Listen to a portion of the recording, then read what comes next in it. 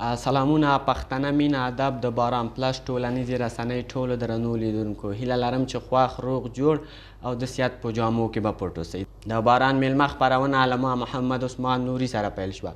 څرنګه چې تاسو ته بهتره معلومه ده په دې خپرونه کې نو موږ سره یو ځانګړی میلمه وي. نو نن را سره هغه څوک میلمه دی چې ډېری افغانان دا پیژني او د سحرې سره اشنا دي. نو خوشبختانه ویلی هم چې نن را سره په خپرونه کې د خو یو خصوصي پوهنتون استاد او ازیات شنونکی ښاغلی سید ذکر الله هاشمي میلمه دی. د ده د ژوند پر برسېره په نورو موضوعاتو به ورسره هم وغږیږو. هاشمي صاحب ستړي مه شئ، په خیر راغلی او یوه نړۍ مننه چې وخت مو راکړو. الحمدلله وحده والصلاة والسلام علی من لا نبی بعده. اما بعد محترم ورور تاسو ته او تاسو لیدونکو ته او تاسو مینوالو ته خپل سلامونه وړاندې کوو او د افغانستان ټول ملت ته تاسو هم راغلاست. مننه، خوشحاله اوسئ. تاسو هم مننه. هاشمي صاحب که پیل له دې څخه وکړو که لومړي سر کې راته ووایئ چې ژوند او چارې مو څنګه مخته روانې دي؟ دا ژوند او چارې داسې د مسلمانانو او د کفارو په مابین کې یو توفیر شته. بلکل. مسلمانان صورت عموم سره ټول دا عقیده لري چې دا د ژوند چارې چې دي انسان تر اسبابو پورې لاس لري، نور د خدای پاک متعال په لاس کې ده. که دا رزق ده، که دا ژوند ده، که دا مرګ ده، که دا خوشي ده، که غم ده. نو په د اسباب باندې منګولو لګول دا د مسلمان وظیفه ده. نور باید توکل په خدای پاک باندې.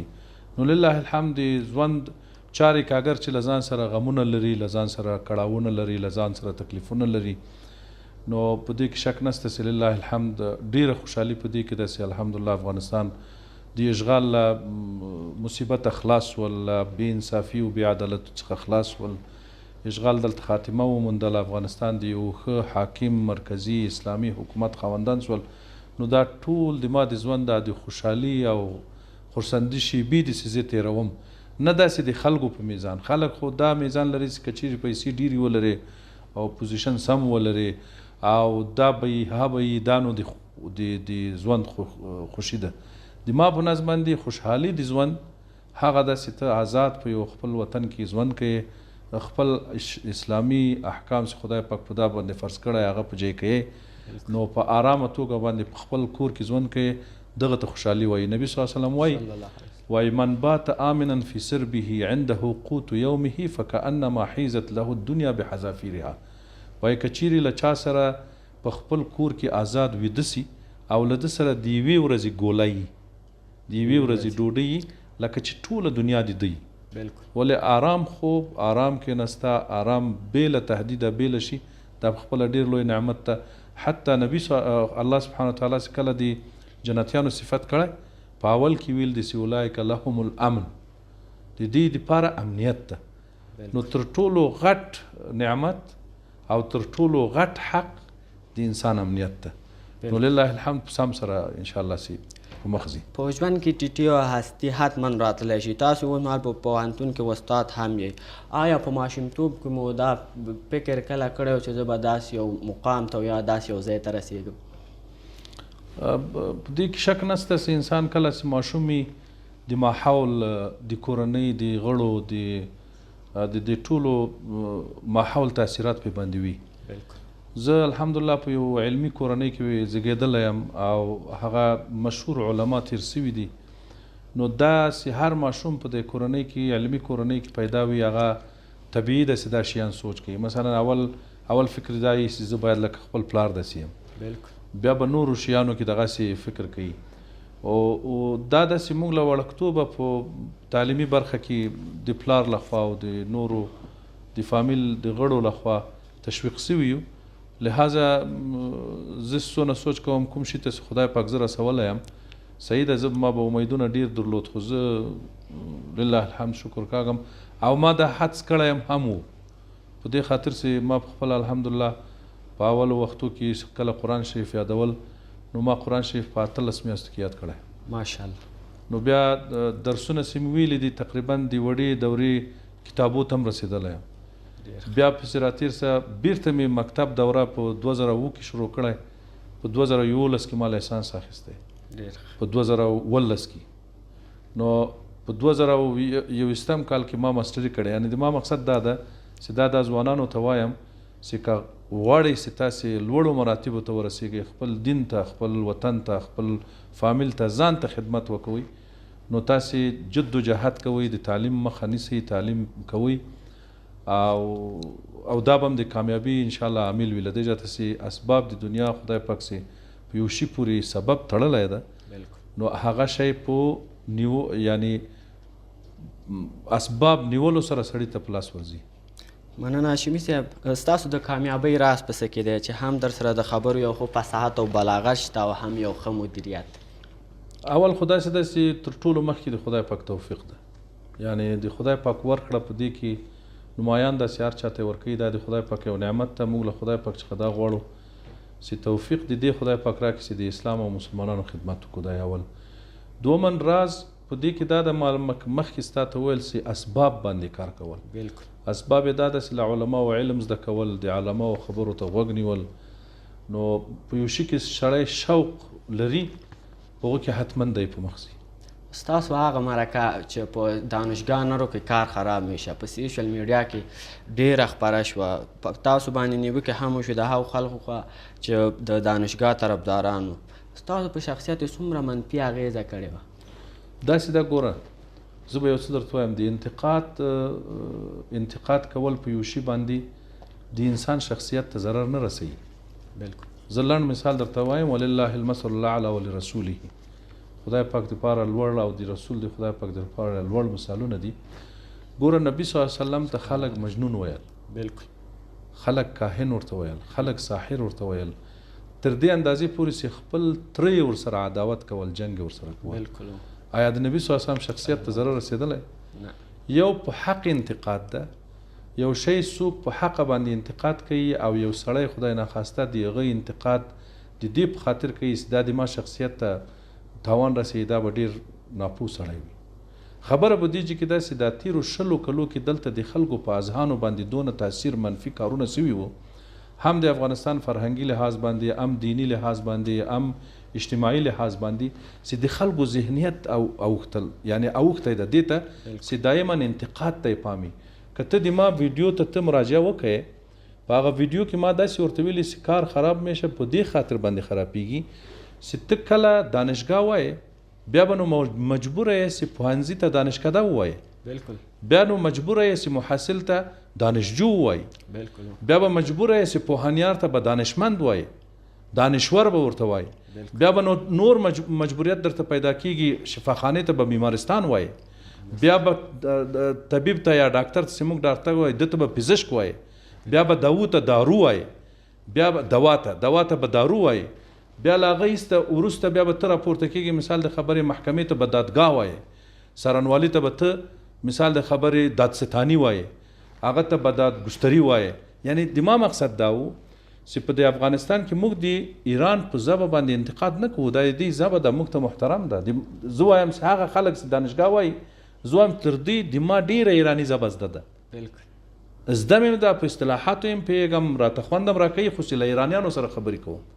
بالکل. زه وایم دلته په افغانستان کې مصطلحات دي چې د پښتانو، د تاجکو، ازبکو، د ټولو اقوامو په مابین کې مشترک سوي دي. اوس یعنی زه نسم کولی چې ووایم پوهنتون پښتو د لغت ته، زه وایم دا د افغانستان لغت ته. پوهنتون ته تاجکه هم پوهنتون وایي، پوهنتون ته ازبک هم پوهنتون وایي، پوهنتون ته پښتانه هم پوهنتون وایي. نو زه باید دا مشترک شی حفظ کم، زه د افغانانو په مابین کې انشقاق وانه چوم. یعنی زه کله راپورته کېږم، مثال د خبرې مکتب ته په دري کې مکتب وایي، بالکل، په پښتو کې ورته وایي ښوونځی اوس پیدا سوی، که یې مکتب هم ورته وایي، هېڅ مشکل هم خلک نه ورسره لري. ونه ده په پښتو کې، ونه ده په کندهار کې درخته ورته وایي. دا نو اوس راپور قندهار خلکو ته ورته وایي چې تاسې دا درخته پرېږدئ، ونه ووایاست مثال. اوس مڼې ته پښتو کې مڼه وایي، په هغه کې سیب ورته وایي، په فارسي کې دوی سیب ورته وایي قندهار خلک. شورې ته شوری وایي پښتو کې، دوی سایه ورته وایي. یعنی داسې مشترکات دي چې د افغانستان خلک یو موټی کړی ده، افغانستان خلک په یو بل پورې تړلی دي. نو اوس که موږ دا ټول شیان بیا داسې بدلو، ګوره که زه مثال د خبرې اوس غواړم چې دغه مکتب یا مثال د خبرې پوهنتون دري کم، خو دا خو د افغانستان د دري زبان متخصصین او د بعد راټول سي، راپورته دي سي یو لغت دې ورته پیدا کړي، دري دې ورته پیدا کړي، د افغانستان مشترک لفظ دې ورته پیدا کړي، دا خو فایده نه کوي. زه به خپله ژبه هم راواردوم، دا معقوله ده؟ یعنی حال دا معقوله ده چې زه راپورته سم مثال د خبرې له ایرانه زه به ځان ته وارد کړم چې نه داسې نه وایم ماسې وایم. داسې د ما همسایه، د ما خپل، د ما وجود، د ما افغان، د ما د وطن کس زه ورسره دوستي لرم، په یوه کلي کې ورسره اوسېږم، د هغه زه به ایسته کړم، له ایرانه زه به راوړم په خلکو باندې مسلط کړم. آیا دا مناسب کار ده؟ نو په دې خاطر باندې کار خرابېږي. ولې له دې جهته چې ته به بیا ټول اصطلاحات بدلوې. ښه دا اصطلاحات دې بدل کړو، ته اطرافو ته ولاړ شه، په دې ټولو اطرافو کې تاجکو ته ورته ووایه، بدخشان ته ولاړ شه یا بل ادارې ته ولاړ شه، بل زه وایم په کلیو بانډو کې په دې باندې نه پوهېږي چې ته ورته وایې دانشګاه، لیکن په دې پوهېږي چې پوهنتون. ولې له دې جهته چې په هر کلي کې خو به یو ډاکټر وي، نو هغه پلار چې پوښتنه کوي چې پلار دې زوی د چیرې سبق وایي، هغه ورته وایي چې پوهنتون کې ده، داسې نه ورته وایي چې دانشګاه کې ده. نو د ما مقصد دا ده چې انتقاد، سالم انتقاد هیڅ کله د انسان شخصیت نه کموي. بد انتقاد هیڅ کله د یو انسان شخصیت نه کموي. د موږ دپاره خدای پاک وایي د نبي صلی الله علیه وسلم په ژوند کې د موږ دپاره ډېره غټه پیشوایي ده، یعنی هغه د موږ قدوه ده، د موږ مقتدا ده. موږ په هغې پسې روان یو. وخت چې په هغه پسې دونه خبرې ویل کېږي چې زه په قرآن کې اوس وایم 1400 کاله د نبي صلی الله علیه وسلم څونه مرتبه لوړه شوې ده. زه به یو د نبي صلی الله علیه وسلم یعنی بزرګي، یعنی غټوالی، عظیموالی درته وښیم. ګوره په عالم اسلامي کې یا په دنیا کې 7 میلیارده مسلمانان لرو. موږ په 7 میلیارده مسلمانان، 7 میلیونه نفوس ده، 1.5 میلیارد مسلمانان دي، یعنی 1500 میلیونه مسلمانان دي. که دا 1500 میلیونه مسلمانان 5 وخته په لمانځه کې یو وارې درود پې باندې ووایي، یو وارې، نو 5 په هغه کې 1.5 میلیارده سول. روزانه په ده باندې تنا په فرض لمانځه کې 1.5 میلیارده هغه ویل کېږي، درود ویل کېږي. آیا هغه خلک چې د نبي صلی الله علیه وسلم انتقاد کول هغه د دوزخ په کندو کې پراته دي؟ د نبي صلی الله علیه وسلم خدای پاک څه ویل؟ ورفعنا لک ذکرک، موږ د تا ذکر، د تا یاد، د تا نوم لوړ کړی. نو د ما مقصد دا ده، دا د مثال په شکل ورته وایم چې کله د خلکو له ژبو څخه پیغمبر د خدای چې هغه اشرف المخلوقات ده هغه نه جنې خلاصېږي، زه ته به څه خلاصېږو؟ که په دې شي انتقاد ونه کوي، به بل شي انتقاد کوي، که بل هېڅ هم نه ورسره پیدا سي، بس دا بوټ ته ګوري چې او ولا بوټ یې رنګ نه و هلته ناست و. یعنی هغه انتقاد، سالم انتقاد چې خلکو ته هم ګټه رسوي، هغه منتقد سړي ته هم ګټه رسوي، هغه قسم چې انتقاد کړی هغه ته هم ګټه رسوي. زه هېڅ کله په دې باندې اعتراض نه کوم. او ته یقین وکړه په دې شیانو باندې د ما خوا هم نه بدوي. له دې جهته چې اوس موږ مثال د خبرې د موږ بزرګان، مشران خلک دي په افغانستان کې، اوس حاکمان دي، غټ غټ وزیران دي، خلک انتقاد پې باندې کوي. نو زه به څه شی یم؟ یو عادي عسکر. نو په هر شي انتقاد. او د خلکو مشکل په څه کې ده؟ مشکل په دې کې ده چې دا خلک په دې باندې ځان سره داسې فیصله کړي چې زه فقط په انتقاد پسې وګرځم. که دا انتقاد تنزیه، که دا انتقاد هغه سبب څه شی ده؟ سبب دا ده چې خلک د اسلام له احکامه لرې سوي دي په دې تېرو 20 کلو کې. که نو خدای په قرآن شریف کې څه وایي؟ ما یلفظ من قول الا لدیه رقیب عتید. یوه کلمه، یو لفظ، یو حرف ته له خولو نه باسې مګر خدای پاک 2 ملکه در باندې مقرر کړي، دا درته لیکي، د قیامت په ورځ حساب در سره کوي. دا به ته یو سړي ته کنځا وکړې، یو سړي ته به بد وایې، یو سړي باندې به رد وکړې، ویډیو به جوړه کړې، لایکونه به پیدا کړې، خلک به غوږ درته ونیسي، ټول به وخاندي. نو د قیامت په ورځ بیا څه جواب ورکوي؟ دا سبب دا ده چې د موږ ځوان طبقه خلک په دې تېرو 20 کلو کې په داسې یو ماحول کې ژوند کړی چې دا تلویزیونونه کمپام کړی. زه ریفرنس در کوم. ګوره مثال د خبرې، تېر جمهوریت په وخت کې دلته جمهور رئیس و، صحیح ده، رئیس جمهور و، په اصطلاح د دې باندې رئیس جمهور و، وزیر و. یو کس په ډېر عادي سړی به راغی، ده ته به په خود تلویزیون کې کنځا کوله. ګوره د مشر احترام، که دا هر څوک وي، تا خپل مشر ټاکلی، زه خو یې نه منم، زه خو جنګ ورسره کوم، زه خو یې هغه درټم، ته خو دی د خپل مشر بولې. نو دا څه شی ده چې خلک د اسلام له اخلاقه لرې سوي دي. اسلام اخلاق مسلمان ته دا ورښي چې که انتقاد کوې، سالم انتقاد وکړه. که ته چیرې په پاچا پسې بد و رد ووایې، پرته له دې چې ته ځان ته ام دنیوي ام اخروي تاوان ورسوي، یا بل ته هېڅ هم نه رسېږي. موږ هغه کسان یو په دې وطن کې ګرځو، په دې شیانو باندې ولاکه پام بده کړي، نه په چا پسې ګرځېدلي یو، نه په چا پسې څه ویلي دي، بس دا خپل کار کوي، موږ خپل کار کوو. وایي چا حسن بصري ته یا کوم بل بزرګ هغه ته راغی چې فلانی خدمت درته کول نو هغه غیبت یې د تا غیبت یې کول نو ده له ځان سره یو سوغات واخیستل کور ته یې ولاړ دروازه یې وټکوله نو دا سوغات یې ورکړو وایي تا ته د خدای پاک اجر درکړي ما ته د ډېره ګټه رسولې هغه ویل څه ګټه مې درته رسولې ما خو له تاسې سره هېڅ هم نه دي کړي وایي تا دې ما غیبت کړی دا خپلې نیکي وي دې ما ته راکړي نو دا غیبت بدوینه بد کردار دا د هغه بل کس لپاره یو داسې اکاونټ ده لکه بانکي ورته جمع کېږي بس جمع کوي د خدای د خیر پېښوي د موږ به د آخرت کې به بیا ګټه ځینې واخلو انشاءالله. هاشمي صاحب موږ ټول په ژوند کې جالبه او ترخې خاطرې لرو د پوهنتون له دورې مو یوه جالبه خاطره راته وکړئ چې تاسو ته خپله هم په یادېږي او په شونډو مو مسکا راځي. ډېره جالبه خاطره دا ده چې کله ته پوهنتون وایې او له د لونګیو کالو سره ولاړ سې پوهنتون ته